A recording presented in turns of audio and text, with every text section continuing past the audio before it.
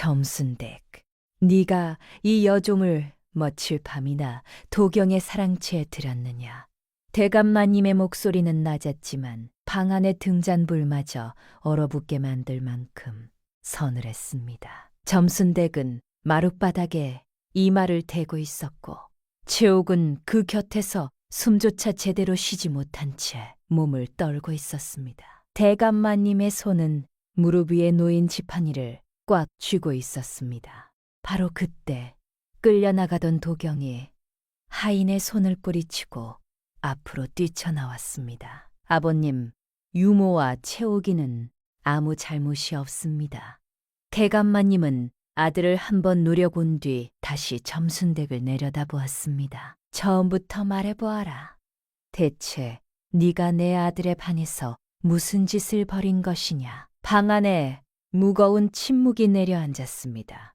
점순댁은 이마를 바닥에서 떼지 못한 채 천천히 입을 열었습니다. 모든 것은 도련님의 혼례를 위한 일이었습니다.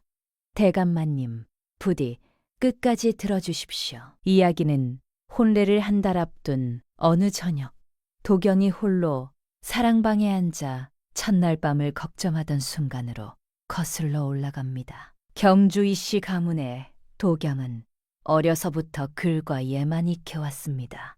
사랑방에 홀로 앉으면 늘 고요했고 그 고요함이 도경의 전부였습니다. 창 너머로는 등잔불이 흔들리고 먹냄새가 방 안을 가득 채웠으며 마당 귀퉁이에 오래된 매화나무가 바람에 흔들렸습니다. 그런데 혼례가 한 달 앞으로 다가온 어느 저녁, 그 고요함이 무거운 걱정으로 바뀌었습니다.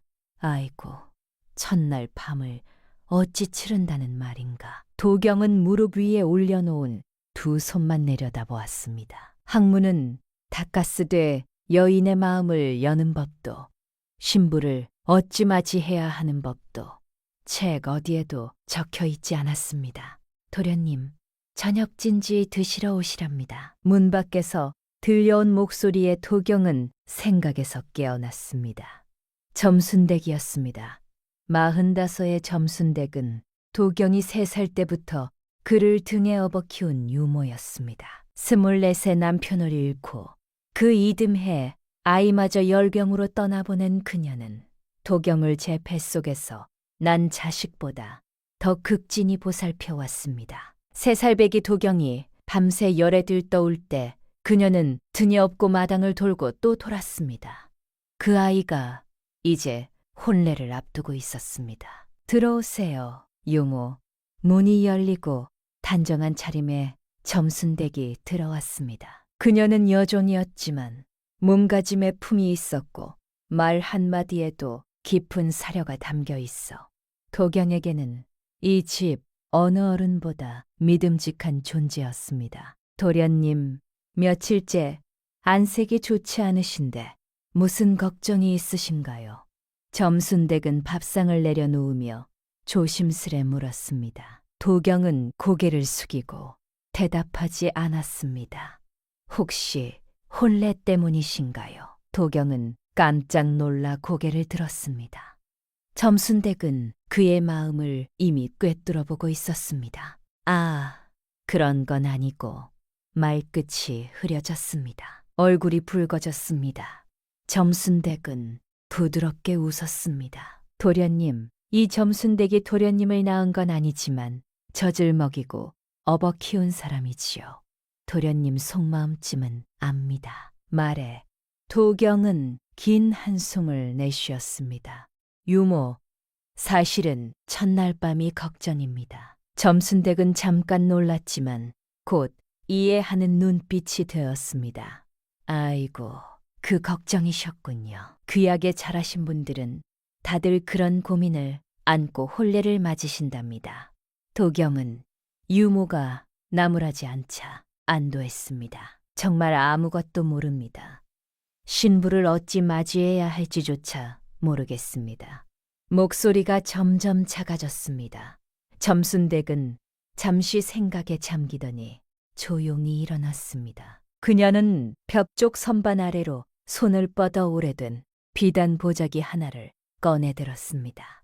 보자기는 빛이 발해 있었고 몇 군데 기운 흔적이 있었습니다. 그녀는 그것을 도경 앞에 조심스럽게 내려놓으며 말했습니다.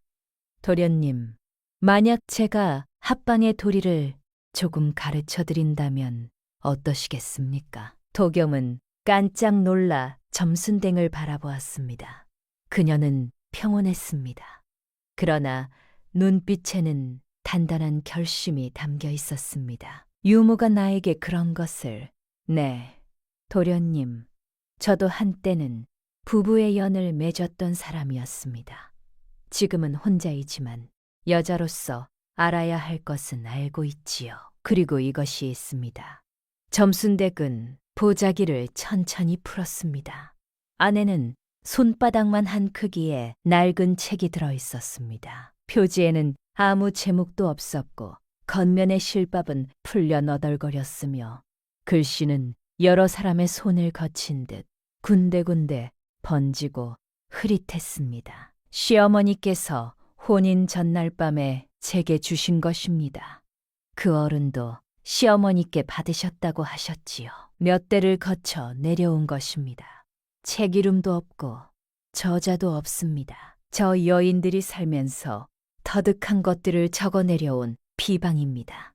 도경은 그 낡은 책을 바라보았습니다. 묵은 조미 냄새가 은은하게 풍겼습니다.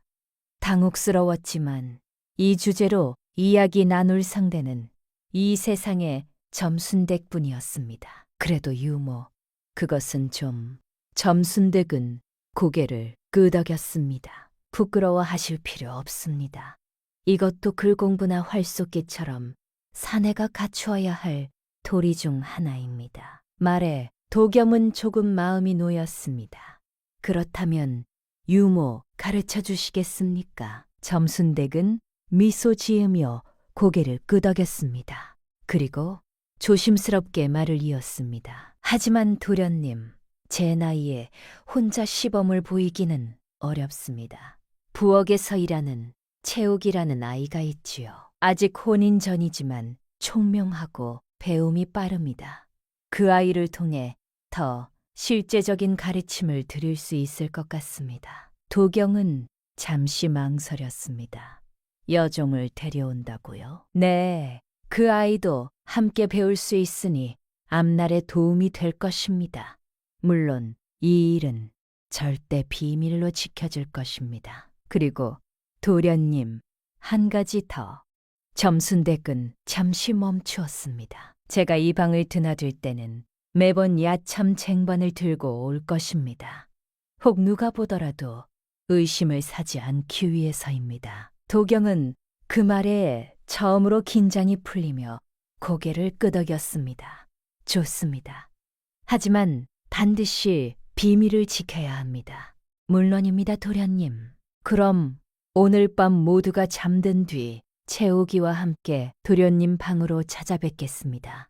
도경의 가슴이 두근거리기 시작했습니다. 기다리겠습니다, 유모. 점순댁은 공손히 고개를 숙이고 방을 나갔습니다. 문이 닫히자 도경은 깊은 숨을 내쉬며 식사를 시작했습니다. 기대감과 부끄러움이 뒤엉켜 그의 마음을 가득 채웠습니다. 날 하루는 유난히 길게 느껴졌습니다. 사설을 펼쳐도 글자가 눈에 들어오지 않았습니다. 도대체 그 낡은 책에는 무엇이 적혀 있단 말인가? 상상만으로도 가슴이 뛰었습니다. 한편 점순댁은 부엌으로 내려가 채옥을 불렀습니다.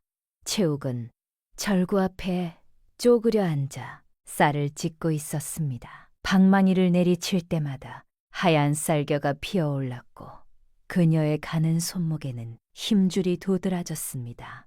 손등과 손목 사이에 쌀겨가 하얗게 묻어 있었습니다. 눈꼬리가 살짝 올라간 눈매에 웃으면 볼에 보조개가 패이는 여종이었습니다. 그녀는 점순댁을 보자 절구질을 멈추고 공손히 인사했습니다. 점순댁 부르셨어요? 점순댁은 채옥을 악곳이 뒤편으로 데려가 낮은 목소리로 말했습니다. 채옥아, 내게 부탁할 일이 있다. 비밀스러운 일이지만 너의 앞날에도 도움이 될 것이다. 채옥은 호기심 가득한 눈으로 점순댁을 바라보았습니다. 무슨 일이신가요? 도련님께서 혼례를 앞두고 합방의 도리를 전혀 모르셔서 걱정이 많으시단다. 내가 도련님께 신부의 마음을 헤아리고 부부의 법도를 어기지 않는 비방을 가르치려 하는데 혼자서는 어렵구나. 네 도움이 필요하다. 채옥의 얼굴이 순간 붉어졌습니다. 그녀는 말을 잇지 못했습니다. 망설임 끝에 입을 열었습니다.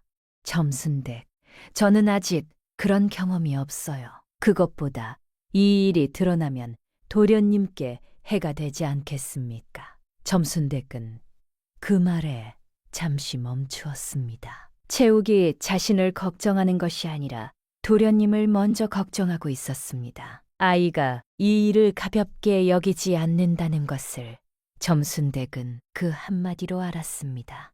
걱정 마라. 내가 잘 이끌어주마.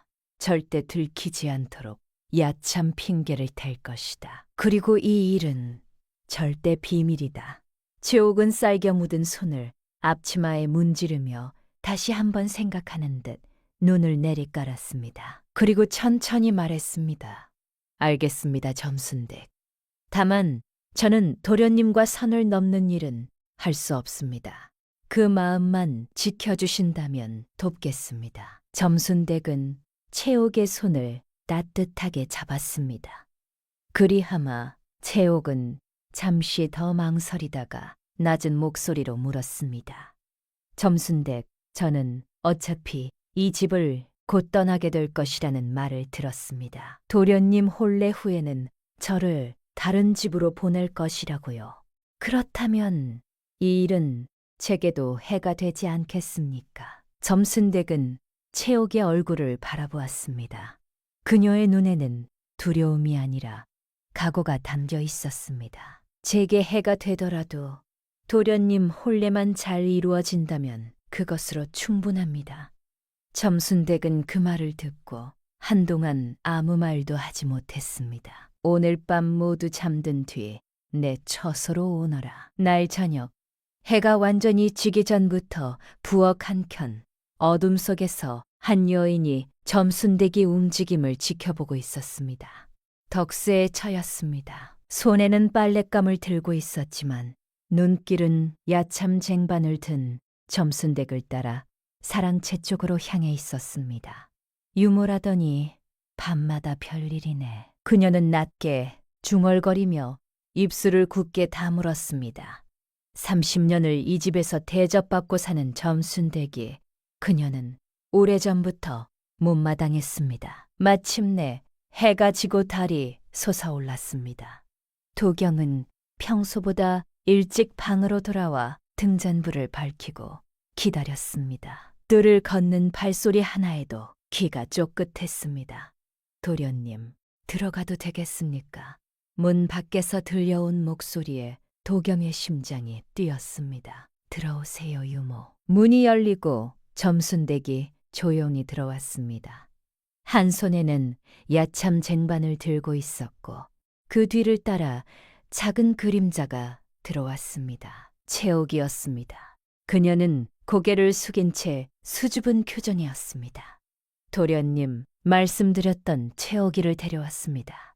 도경은 채옥을 보자 얼굴이 붉어졌습니다. 그녀는 생각보다 고왔습니다.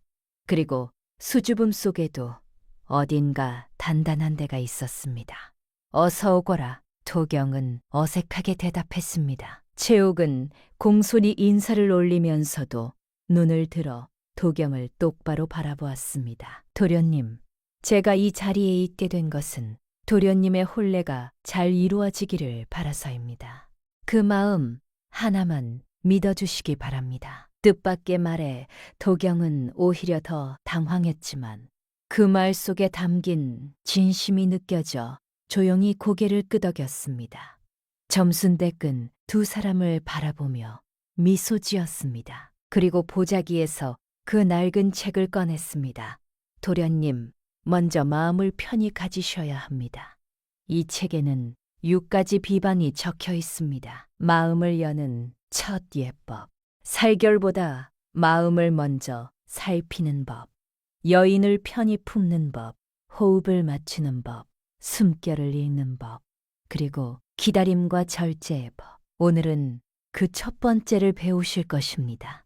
도경은 눈을 크게 떴고 최옥도 부끄러움을 참으며 귀를 기울였습니다. 마음을 여는 첫 예법이란 입술로 여인의 마음을 여는 방법입니다. 점순댁은 책을 내려놓고 설명을 이었습니다. 먼저 이마와 눈가에 부드럽게 입을 맞추고 볼을 거쳐 입술로 내려가는 순서입니다. 서두르지 마시고 천천히 하셔야 합니다. 이마에 닿는 입술은 여인에게 존중을 전하는 것입니다. 그것이 시작이지요. 채우가 내가 설명하는 것보다 시범이 빠를 것 같구나. 도련님께 보여드릴 수 있겠니? 채옥은 잠시 망설였습니다. 그러나 이내 눈을 감고 조용히 고개를 끄덕였습니다. 점순댁은 채옥을 부드럽게 앞으로 이끌었습니다. 도경은 숨을 죽인 채 두 사람을 지켜보았습니다. 점순댁은 채옥의 이마에 입술을 댈습니다. 채옥은 눈을 감았고 긴 속눈썹이 살짝 떨렸습니다. 이렇게 부드럽게 시작해 천천히 깊이를 더합니다. 점순댁은 물러나며 설명했습니다. 채옥의 얼굴은 붉게 달아올랐고 숨을 고르고 있었습니다. 눈빛과 숨결도 중요합니다. 여인이 마음을 열고 있는지 아니면 두려워하고 있는지는 그런 작은 떨림에서 먼저 드러나는 법이지요. 이처럼 마음을 열어갈 땐 여인의 반응을 살피며 천천히 다가가는 것이 가장 중요합니다. 점순댁은 설명을 마쳤습니다. 오늘은 여기까지입니다. 너무 많은 것을 한꺼번에 배우시면 혼란스러우실 수 있습니다. 고맙습니다, 유모. 도경은 아쉬움을 감추지 못했지만 고개를 끄덕였습니다. 채호가 수고했다. 채옥은 얼굴이 붉은 채로 고개를 끄덕이고 도경에게 인사를 올렸습니다. 두 사람은 조용히 방을 나섰습니다. 문이 닫히자 도경은 깊은 숨을 들이쉬었습니다. 채옥의 눈꺼풀이 떨리던 그 순간이 눈에서 지워지지 않았습니다. 그것은 단순한 가르침 이상의 무언가였습니다. 하지만 도경은 그것이 무엇인지 아직 알지 못했습니다. 그 시각 점순댁의 처소로 돌아온 채옥은 여전히 얼굴이 달아올라 있었습니다. 점순댁, 정말 부끄러웠어요. 괜찮니? 무리하게 시킨 것 같아 미안하구나. 아니에요. 저 처음이라 놀랐을 뿐이에요.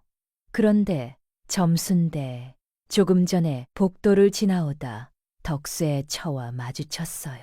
이상하게 눈길이 심상치 않았습니다. 점순댁의 표정이 굳었습니다. 그녀는 잠시 생각하다 조용히 말했습니다. 내가 이미 염두에 두고 있다. 내일부터 더욱 조심하자꾸나. 다음 날 아침 도경이 방문을 열었을 때 문지방 위에 작은 종이 봉지 하나가 놓여 있었습니다. 기침에 좋다는 약재였습니다.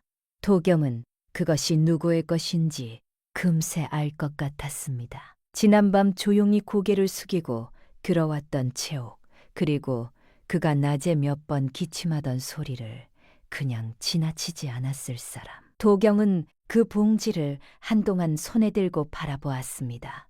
아무 말 없이 놓고 간 작은 마음이 가슴 어딘가를 묘하게 저리게 했습니다. 그런데 말입니다. 다음 날 밤 도경의 사랑채에서는 두 번째 가르침이 이어졌습니다. 도련님, 들어가도 되겠습니까? 들어오세요. 유모. 문이 열리고 점순댁과 채옥이 조용히 들어왔습니다. 점순댁의 손에는 어김없이 야참 쟁반이 들려 있었습니다. 오늘은 두 번째 비방엔 살결보다 마음을 먼저 살피는 법에 대해 알려드리겠습니다. 점순댁은 화로의 불씨를 살리며 방안을 따뜻하게 만들었습니다. 손끝의 섬세함으로 여인의 감각을 깨우는 방법입니다. 도경은 고개를 끄덕이며 집중했습니다. 채옥은 부끄러운 듯 고개를 숙인 채 조용히 서 있었습니다. 점순댁은 보자기에서 작은 청자병을 꺼냈습니다. 이건 동백기름입니다. 여인의 살결에 닿았을 때 감각을 더욱 섬세하게 전달해 주지요. 점순댁이 마개를 열자 은은한 꽃향기가 방안을 감쌌습니다. 도련님, 이 비방은 꽃잎을 건드리듯 조심스러워야 합니다. 중요한 건 여인의 반응을 살피는 일입니다. 서두름이 아니라 배려입니다. 손길은 천천히 그리고 조심스럽게 이어져야 하지요.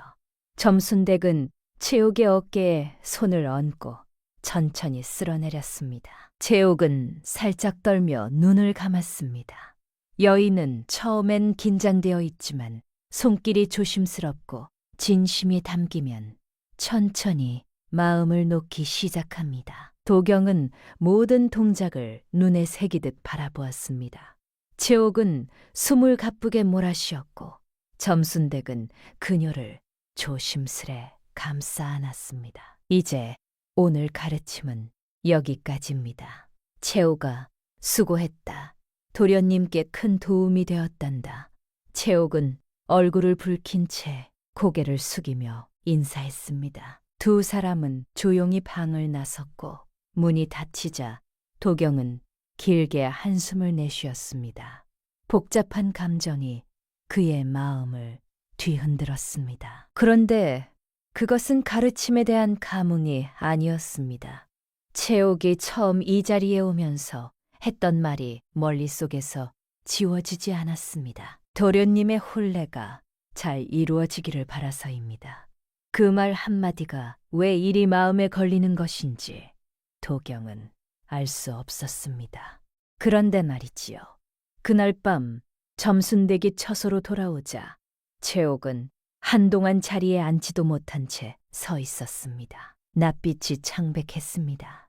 점순댁, 아까 돌아오는 길에 덕수의 처가 또 있었어요. 이번에는 마당 끝 담벼락 곁에 서서 우리를 지켜보고 있었습니다. 점순댁은 손에 들고 있던 빈 야참 쟁반을 천천히 내려놓았습니다. 그녀의 눈빛이 차분하면서도 진지해졌습니다. 그녀가 무언가를 눈치챈 것 같구나. 채옥아, 내일부터 네가 먼저 방을 나서지 말거라. 항상 내가 앞에 서마. 채옥은 고개를 끄덕이면서도 걱정스러운 얼굴을 감추지 못했습니다. 점순댁, 그 사람은 왜 그런 것입니까? 점순댁은 잠시 생각하다 말했습니다. 사람마다 마음에 쌓인 것이 있단다. 덕세의 처는 이 집에서 오래 살았지만 늘 부엌한 편이었지.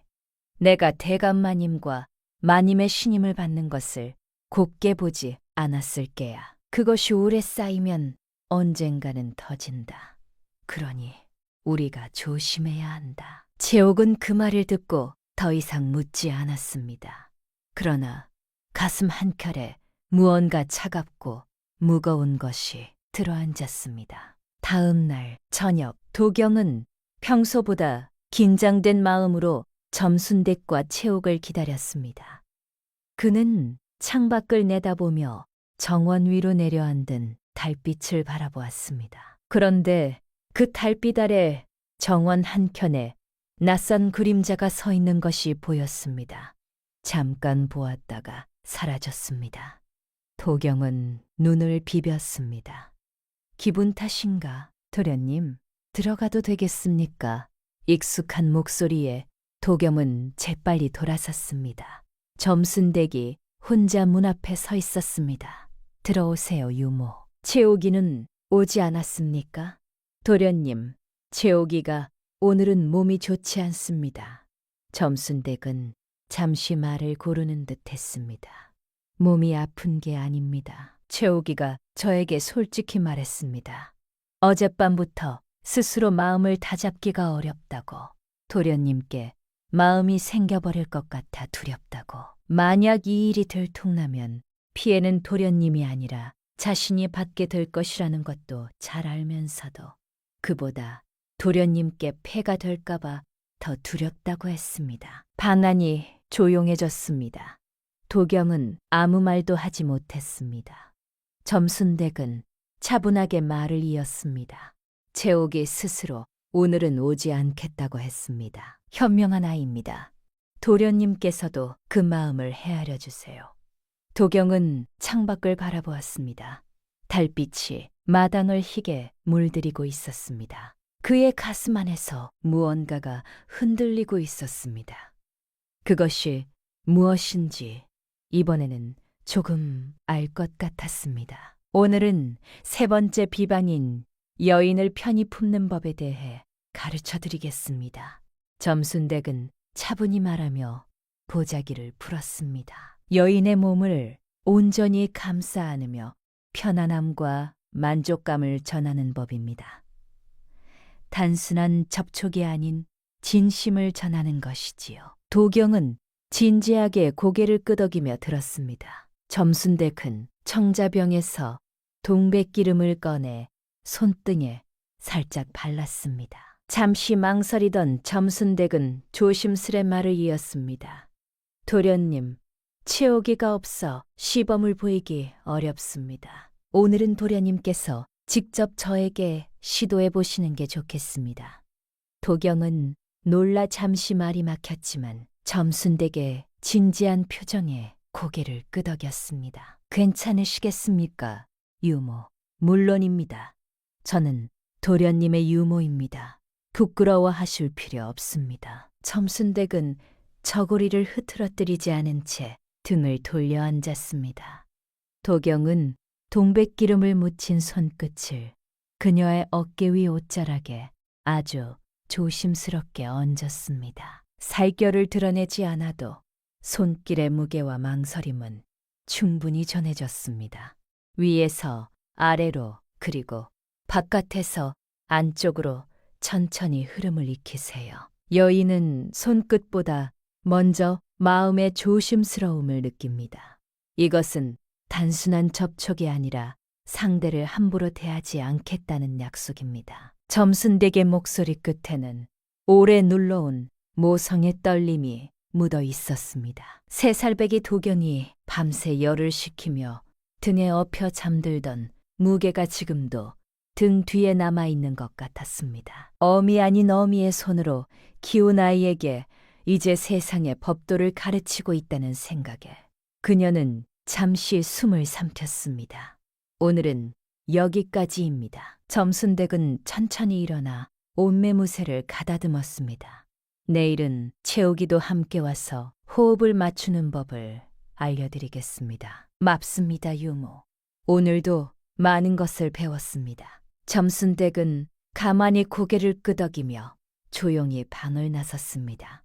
그런데 말입니다. 다음 날 저녁 더 큰 일이 벌어졌습니다. 도련님, 들어가도 되겠습니까? 익숙한 목소리에 도겸은 서둘러 문을 열었습니다. 점순댁과 채옥이 서 있었습니다. 채옥은 어젯밤보다 단정하고 곱게 단장한 모습이었고 눈빛엔 어딘가 복잡한 감정이 담겨 있었습니다. 들어오세요, 유모. 도련님, 오늘은 네 번째 비방인 호흡을 맞추는 법에 대해 알려드리겠습니다. 점순댁은 보자기를 풀고 지프로 빚은 작은 인형 2개를 꺼냈습니다. 한 남자와 한 여자를 형상화한 인형이었습니다. 부부의 연을 맺을 때 가장 중요한 것은 호흡입니다. 몸이 아니라 마음과 숨결을 맞추는 것이지요. 점순댁은 2 인형을 나란히 놓고 조용히 말했습니다. 몸이 앞서면 마음이 놀라고 마음이 다치면 아무리 가까이 있어도 서로에게 닿지 못하는 법이지요. 서로를 향해 다가가는 일은 한 사람이 앞서 끌고 가는 것이 아닙니다. 한 걸음 다가가면 한 걸음 기다리고 상대의 숨이 흔들리면 먼저 멈출 줄 알아야 합니다. 이것만으로는 충분치 않을 수 있으니 오늘은 비단끈으로 2 사람의 호흡을 맞추는 법을 익혀보겠습니다. 몸을 가까이 하지 않아도 서로의 떨림과 망설임은 배울 수 있습니다. 제가 계속 안내해 드릴 것입니다. 점순댁은 방 한켠에 작은 방석 2개를 마주 놓았습니다. 채옥아, 도련님과 마주 앉아보렴. 채옥은 긴장한 듯 얼굴을 붉히며 도경의 맞은편에 앉았습니다. 점순댁은 2 사람 사이에 작은 비단끈 하나를 놓았습니다. 도련님, 이 끈이 2 사람의 숨결이라 생각하십시오.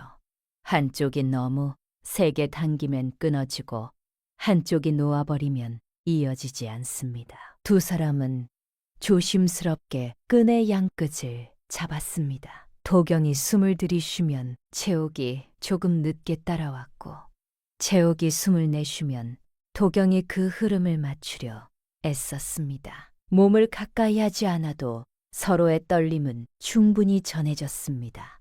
바로 그때였습니다. 복도 쪽에서 묵직한 발소리가 들려왔습니다. 점순댕의 안색이 순간 굳었습니다. 도경도 숨을 멈추었습니다. 발소리는 느리고 규칙적이었습니다. 대감마님의 걸음걸이였습니다.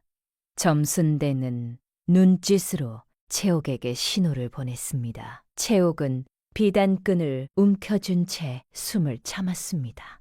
도경도 그 자리에 굳은 채 미동도 하지 않았습니다. 등잔불이 흔들렸습니다. 발소리가 문 앞에서 잠시 멈추었습니다. 그 몇 초가 한 해처럼 느껴졌습니다. 그리고 천천히 발소리는 다시 멀어져 갔습니다. 아무도 입을 열지 않았습니다. 점순댁이 먼저 조용히 숨을 내쉬었습니다. 그녀의 손이 미세하게 떨리고 있었습니다. 채옥은 비단끈을 꼭 쥔 채 그대로 굳어 있었습니다. 도경은 그녀의 얼굴을 바라보았습니다. 쾌질린 눈이었습니다. 그 눈을 보는 순간 도경은 처음으로 깨달았습니다. 만약 이 일이 들통났다면 가장 먼저 가장 크게 벌을 받을 사람은 채옥이라는 것을, 나 때문에 이 아이가 이제 충분합니다. 점순댕의 목소리는 낮았지만 흔들리지 않았습니다. 호흡을 맞춘다는 것은 가까워지는 법을 배우는 것이 아니라 상대가 두려워할 때 물러설 줄 아는 법을 배우는 것입니다. 도경은 천천히 비단끈을 내려놓았습니다. 채옥도 떨리는 손을 풀었습니다. 점순댁은 채옥을 조심스레 일으켜 세웠습니다. 2 사람은 조용히 방을 나섰습니다. 한편 복도를 지나 저소로 돌아가던 점순댁은 걸음을 멈추었습니다. 마당 저편에 그림자 하나가 있었습니다. 덕수의 처였습니다. 그녀는 이쪽을 바라보다가 천천히 몸을 돌렸습니다. 점순댕의 가슴이 서늘해졌습니다. 아까 그 발소리 대감마님의 걸음걸이라 여겼는데 혹 그게 아니었다면. 점순댁은 그 생각을 떨쳐내려 했지만 쉽게 떠나지 않았습니다. 한편 점순댕의 처소로 돌아온 채옥은 한동안 아무 말도 하지 않았습니다. 그리고 낮고 또렷한 목소리로 말했습니다. 점순댁, 저는 내일은 가지 않겠습니다.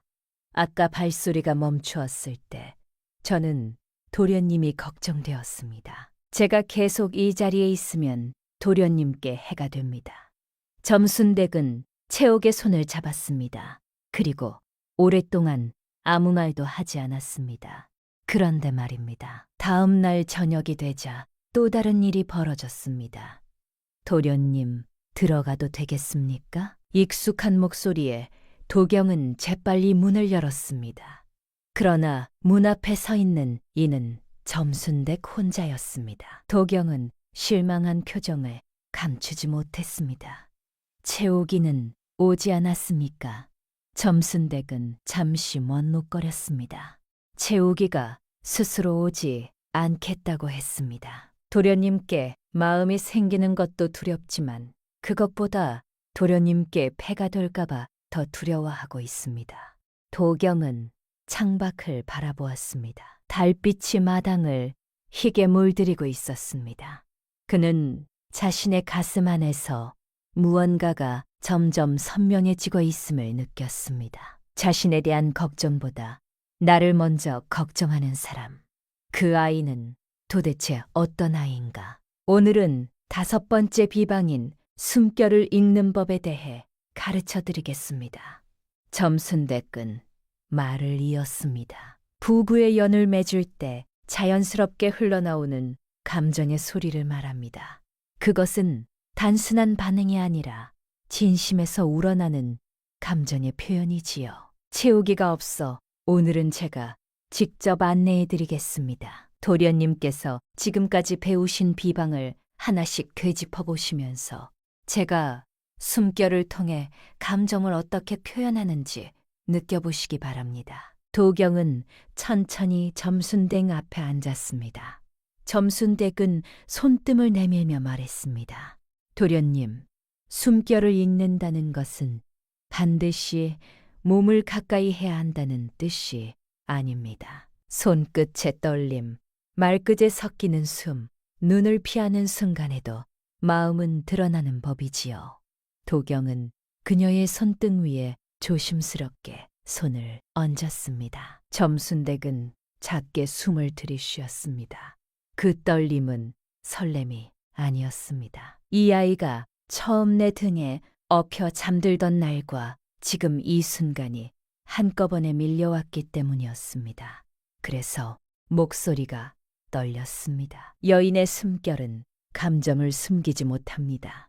그러니 사내는 그 소리를 제 욕심대로 받아들이지 말고 상대가 편안한지 두려워하는지 먼저 헤아려야 합니다. 남자도 마찬가지입니다.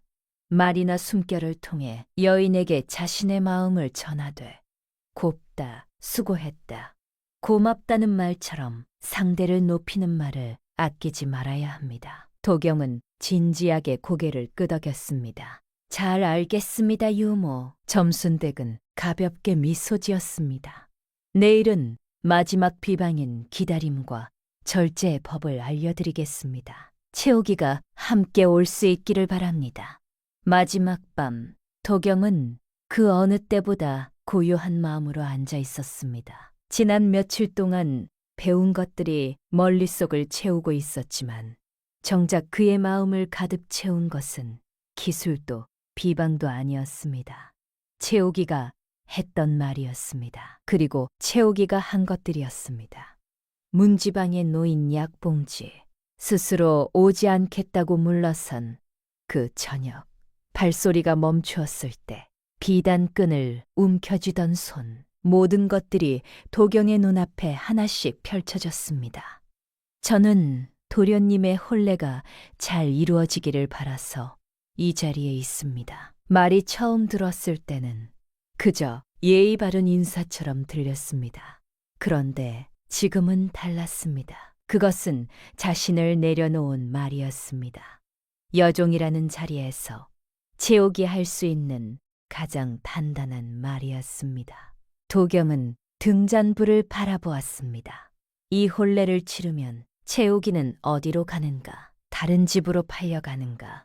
그 아이의 손이 또 다른 누군가의 집부엌에서 트고 굳어가는 것인가? 그것을 알면서도 혼례를 치를 수 있는가? 도련님의 혼례가 잘 이루어지기를 바라서입니다. 도련님께 폐가 될까봐 두렵습니다. 자신보다 나를 먼저 생각하는 사람. 나는 과연 그런 사람을 가진 적이 있었던가? 도련님, 들어가도 되겠습니까? 점순댕의 목소리가 들리자 도경은 재빨리 문을 열었습니다. 점순댁과 채옥이 함께 서 있었습니다. 채옥의 눈은 붉게 부어 있었고 고개를 깊이 숙이고 있었습니다. 들어오세요, 유모. 도경의 목소리에는 전과 다른 무게가 담겨 있었습니다. 오늘은 마지막 비방인 기다림과 절제의 법에 대해 가르쳐 드리겠습니다. 점순댁은 조심스럽게 보따리를 내려놓으며 말을 이었습니다. 남자가 자신의 마음을 조절해 여인이 완전히 마음을 열기를 기다리는 법입니다. 가장 어려우면서도 가장 중요한 비반이지요. 도경은 조심스레 채옥 옆에 앉았습니다. 그는 채옥의 손을 잡았습니다. 그런데 그 순간 도경의 눈에 채옥의 손이 들어왔습니다. 며칠 전 절구 앞에서 보았던 그 손이었습니다. 손등이 트고 마디가 굳어 있었습니다. 하얗게 쌀겨가 묻던 그 손이 이제는 더 거칠어져 있었습니다. 이 손이 날마다 이 집을 위해 일해왔다는 것을, 이 아이가 그저 여종이 아니라 그 모든 것을 감내하면서도 내 걱정을 먼저 하는 사람이라는 것을. 도경은 그 손을 조용히 쥐었습니다. 참는 비방은 상대가 완전히 마음을 열고 준비되기 전까지 자신의 감정을 절제하며 그녀의 흐름을 따르는 것입니다. 점순댁의 설명은 차분했지만 말끝에는 서둘러야 한다는 느낌이 섞여 있었습니다. 그녀는 두 사람 사이에 피어오르는 진심을 감지하고 있었습니다. 그리고 이 가르침이 끝나면 이 밤도 끝나야 한다는 것을 알고 있었습니다. 이제 그만하는 것이 좋겠습니다. 도경은 천천히 자리에서 일어났습니다. 채옥의 눈가에는 눈물이 맺혀 있었습니다. 이것으로 모든 가르침이 끝났습니다, 도련님. 이제 도련님께서는 여인의 마음을 여는 법뿐 아니라 누군가를 진심으로 아끼는 법을 몸소 익히셨습니다. 점순댁의 말에는 묘한 슬픔이 스며 있었습니다. 고맙습니다. 유모, 정말 많은 것을 배웠습니다. 도경은 조용히 말하며 채옥을 바라보았습니다. 그녀는 눈물을 참으며 고개를 숙였습니다. 점순댁은 채옥의 손을 부드럽게 잡아 일으켰고 두 사람은 자리를 정리해 방을 나서려 했습니다. 잠시만요, 유모. 도경의 목소리에 두 사람의 발걸음이 멈췄습니다. 도경은 조용히 다가가 말했습니다. 유모, 채옥아, 나는 결심을 했습니다. 점순댁은 놀란 듯 도경을 바라보았고 채옥의 눈에도 조심스러운 희망이 피어났습니다. 혼례, 저는 치를 수 없습니다. 방안이 정적에 휩싸였습니다. 점순댁과 채옥 모두 말을 잇지 못했습니다. 제 마음은 이미 채옥이에게 있습니다. 제 마음을 속이고 한 여인의 평생을 망칠 수는 없습니다. 점순댁은 복잡한 표정으로 그를 바라보았습니다. 하지만 도련님, 현실은 그리 간단하지 않습니다. 대감마님과 마님께서 절대 허락하지 않으실 겁니다. 그리고 채옥이는 여종입니다. 신분이 제 마음까지 묵지는 못합니다. 유모, 도경은 채옥의 손을 꼭 잡았습니다. 채옥은 눈물을 흘리며 그를 바라보았습니다. 도련님, 정말 그러실 수 있으세요. 저 때문에 모든 걸 잃게 될 수도 있는데요. 채옥아, 내가 지킬 것은 너야. 너와 함께 있는 곳이 내 삶의 중심이야. 점순댁은 그들의 손을 바라보며 조용히 숨을 들이켰습니다. 도련님, 진중하게 생각해 주세요. 하룻밤만 더 고민해 보시고 정말 후회 없는 결정이라면 내일 말씀드리시지요. 도경은 단호하게 고개를 끄덕였습니다. 내일 아침 부모님께 말씀드리겠습니다. 그의 눈빛엔 더 이상 흔들림이 없었습니다. 채옥은 조용히 고개를 끄덕였고 점순댁은 그들의 결심을 조용히 받아들였습니다. 한편 점순댁의 처소로 돌아온 채옥은 복잡한 감정에 휩싸여 있었습니다. 점순댁, 도련님이 정말로 그 혼례를 파하실까요? 점순댁은 말없이 창밖을 바라보았습니다. 그녀의 손에는 그 낡은 책이 들려 있었습니다. 그녀는 잠시 책을 바라보다 조용히 보자기 안에 넣었습니다. 그리고 입을 열었습니다. 모르겠다, 채옥아. 하지만 도련님의 결심이 진심이라면 나는 진심으로 응원하마. 하지만 만약을 대비해야 한다. 내일 큰일이 벌어질지도 모른다. 보따리 하나쯤은 미리 준비해두자꾸나.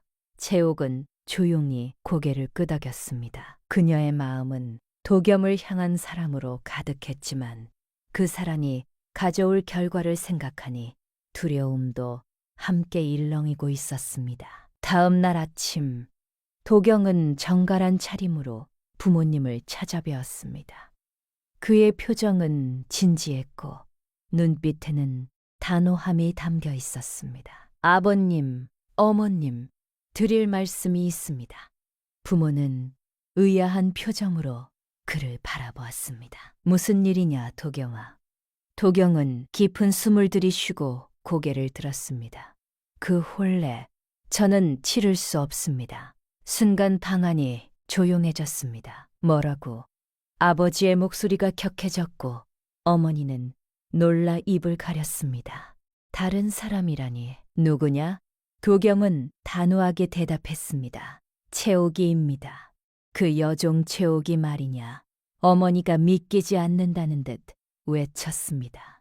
도경은 고개를 끄덕였습니다. 네, 어머님, 저는 이미 채옥이를 사랑하고 있습니다. 제 마음을 속이고 혼례를 치른다면 그것은 저만의 죄가 아니라 오진사 땡님의 평생을 속이는 일이기도 합니다. 그 혼례는 치를 수 없습니다. 아버지는 분노의 차자리에서 벌떡 일어났습니다.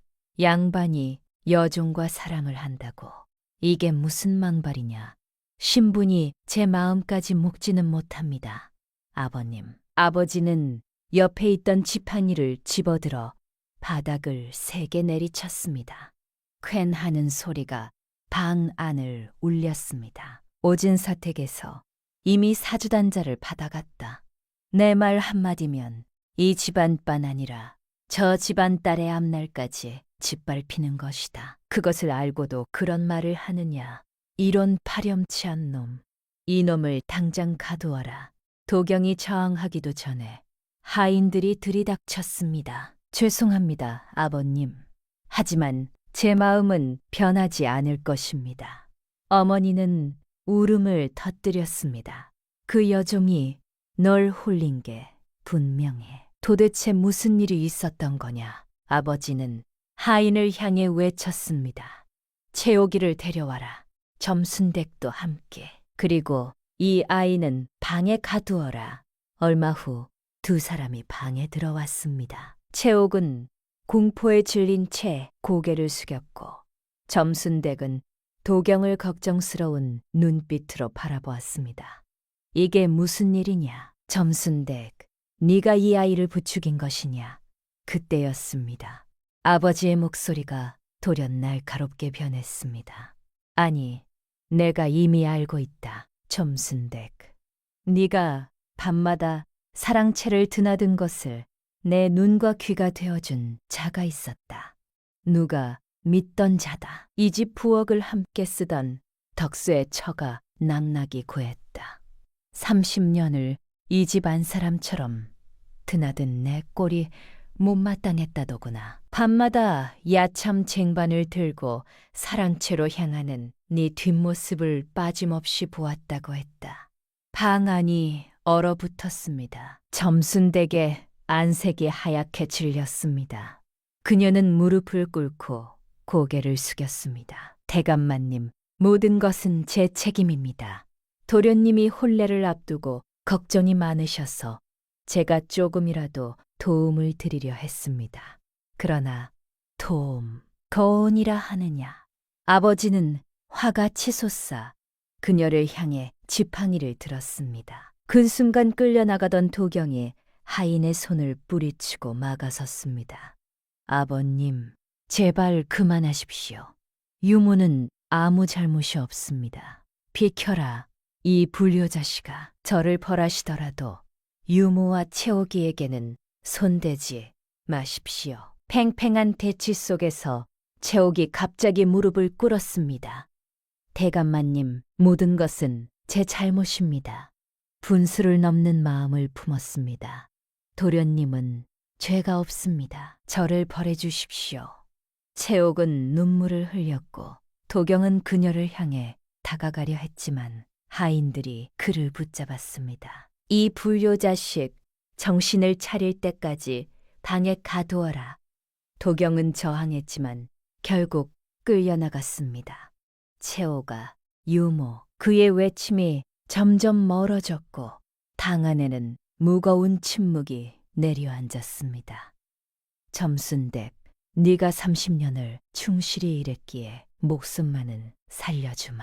당장 이 집에서 나가라. 점순댁은 눈물을 흘리며 고개를 끄덕였습니다. 대감마님, 하지만 채옥이는 그녀는 내가 직접 처벌하겠다. 채옥은 두려움에 몸을 떨며 땅에 엎드렸습니다. 점순댁은 애절하게 간청했습니다. 제발 그 아이만은 용서해 주십시오. 제가 데리고 멀리 떠나겠습니다. 다시는 이 집 근처에도 오지 않겠습니다. 마님이 잠시 생각하더니 조용히 말했습니다. 대감, 그냥 보내주십시오. 멀리 떠나면 도련님도 곧 잊게 될 겁니다. 아버지는 마지못해 고개를 끄덕였습니다. 좋다. 하지만 당장 떠나야 한다. 그리고 다시는 이 고을에 발을 들이지 마라. 점순댁은 안도의 숨을 내쉬며 채옥을 일으켰습니다. 지금 바로 떠나겠습니다. 두 사람은 처소로 돌아가 미리 준비해둔 보따리를 챙겼습니다. 점순댁, 도련님은 채옥은 울먹이며 물었습니다. 점순댁은 슬프게 고개를 저었습니다. 이제는 영영 이별이란다, 채옥아. 우리는 멀리 떠나야 한다. 하인들의 감시 속에 두 사람은 조용히 집을 떠났습니다.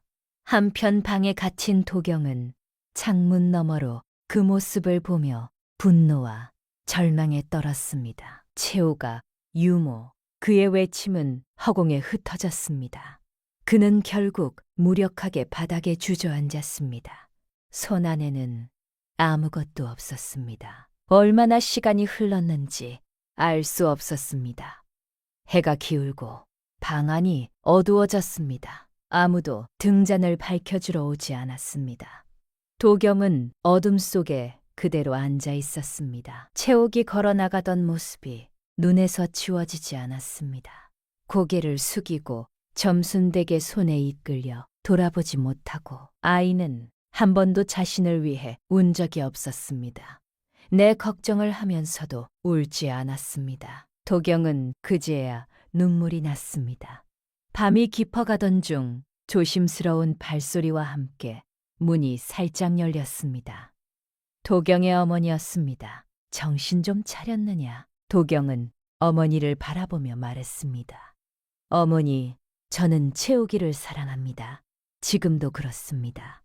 어머니는 깊은 한숨을 쉬며 아들의 손을 잡았습니다. 이제 그만하자. 도경아, 그녀는 이미 떠났다. 넌 예정대로 혼례를 치러야 한다. 안 됩니다. 저는 그 혼례를 치를 수 없습니다. 네가 그렇게 하면 아버지가 너를 가문에서 내칠 수도 있다. 그래도 저는 채우기를 찾아 떠나겠습니다. 도경아, 죄송합니다, 어머니. 이것이 제 진심입니다. 어머니는 눈물을 흘리며 말했습니다. 세상은 네가 생각하는 것처럼 녹록지 않단다. 그래도 너를 막을 수는 없겠구나. 그녀는 말없이 멀리에 꽂혀있던 은비녀를 천천히 빼들었습니다. 오래된 은비녀였습니다.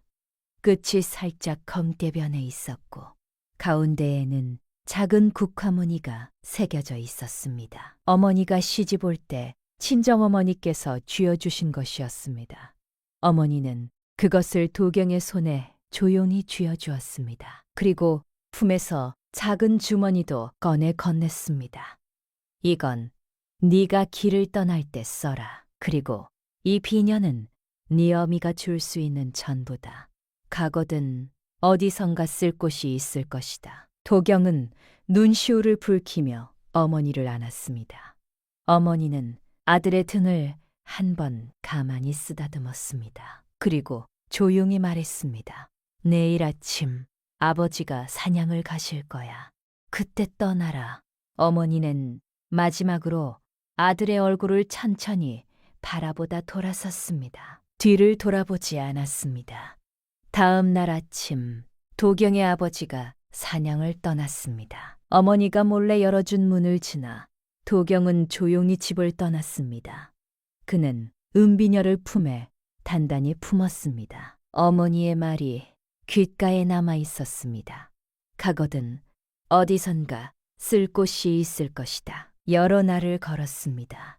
발이 부르트고 노잣돈이 바닥을 드러낼 즈음 어느 고을 장터 어귀에서 한 여인의 뒷모습이 눈에 들어왔습니다. 연두 저고리에 검은 멀리를 올린 모습이 채옥과 꼭 닮아 있었습니다. 도경은 자신도 모르게 뛰었습니다. 채옥아, 여인이 천천히 돌아보았습니다. 낯선 얼굴이었습니다. 도경은 그 자리에 멈추어 서서 한동안 아무 말도 하지 못했습니다. 발길이 떨어지지 않았습니다. 그날 밤 그는 길가 낡은 미륵당 처마 밑에서 밤을 보냈습니다. 품에서 은비녀를 꺼내 바라보았습니다. 국화무늬 위로 달빛이 내려앉았습니다. 어머니, 저는 반드시 찾겠습니다. 도경은 눈을 감았습니다. 채옥의 얼굴이 떠올랐습니다. 처음 부엌에서 보았을 때의 얼굴이 아니라 비단끈을 꼭 움켜쥔 채 발소리가 멀어지기를 기다리던 그 얼굴이었습니다. 겁에 질렸으면서도 울지 않던 그 얼굴이었습니다. 그 얼굴을 다시 보아야 한다고 생각했습니다. 다음 날 그는 또 걸었습니다. 그러다 어느 포구 근처 어물전에서 한 어부에게서 두 여인의 이야기를 들었습니다. 한 달쯤 전에 이쪽으로 지나갔다는 것이었습니다. 나이든 여인과 젊은 여인이었고 젊은 쪽이 몸이 많이 안 좋아 보였다고 했습니다. 해프마을 쪽으로 갔을 거라 했습니다. 도경은 그 길로 달렸습니다. 사흘간의 긴 여정 끝에 도경은 마침내 바다가 내려다 보이는 언덕 위 작은 초가집 앞에 섰습니다. 떨리는 마음으로 문을 두드렸습니다. 누구십니까? 점순댕의 익숙한 목소리였습니다. 유모, 나예요. 제가 왔습니다. 문이 열리고 놀란 표정의 점순댁이 모습을 드러냈습니다. 그녀는 말없이 그를 바라보다 조용히 속삭였습니다. 도련님, 정말 오셨군요. 유모, 채옥이는 어디 있습니까? 점순댁은 잠시 머뭇거리다가 조심스럽게 말했습니다. 안으로 드시지요. 채옥이가 열병으로 누워 있습니다. 도경은 서둘러 집 안으로 들어갔습니다. 작은 방 한켠 창백한 얼굴로 눈을 감고 누운 채옥의 모습이 보였습니다. 도경은 그녀의 곁에 무릎을 꿇고 앉았습니다. 손을 꼭 잡았습니다.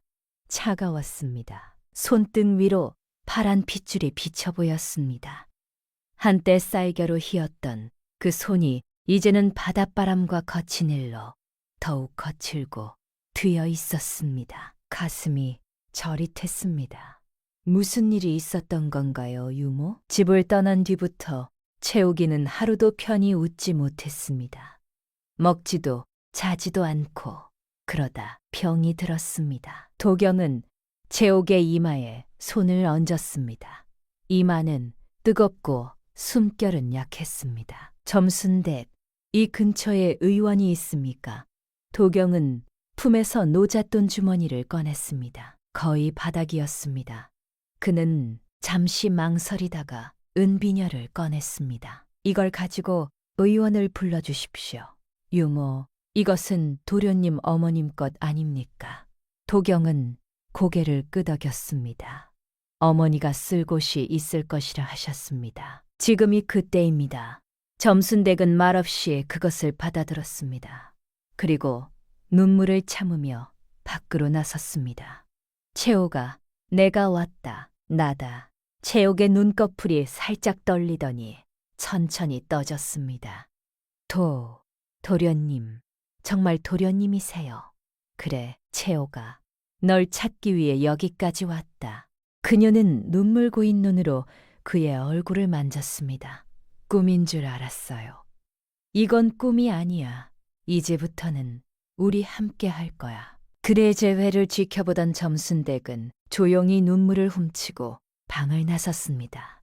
며칠 후 채옥의 병세는 차츰 호전되었습니다. 봄날, 어느 날 바다가 내려다 보이는 언덕 위에서 두 사람은 나란히 무릎을 꿇었습니다. 앞에는 작은 상 하나, 그 위에 향 두 자루와 술 한 잔이 놓여 있었습니다.